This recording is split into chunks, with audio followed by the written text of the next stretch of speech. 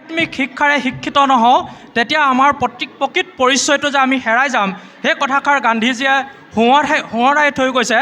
তেওঁ সেই সময়ত তেওঁ পুতেক ধ্ৰুৱই মেট্ৰিক পৰীক্ষা দিব আৰু জেলৰ পৰাই তেওঁ এখন চিঠিৰ যোগেদি পুতেকক শুভেচ্ছা দিছে যে তই মেট্ৰিকত কিমান ভালকৈ পাছ কৰ সেই কথাটো সিমান গুৰুত্ব নাই, তই যিটো শিক্ষা ল'লি কৃষি কৰ্মৰে পৰিয়ালটো যেনেকৈ তই পোহপালন কৰি আছ সেইটো কৰি তই পৃথিৱীখনত য'তে নহওক জীয়াই থাকিব পাৰিবি, কিন্তু প্ৰকৃত মানুহ হিচাপে জীয়াই থাকিবৰ কাৰণে তই বেদ আৰু উপনিষদ পঢ়িব লাগিব আৰু মাতৃ আৰু আইতাক সেৱা কৰিব লাগিব।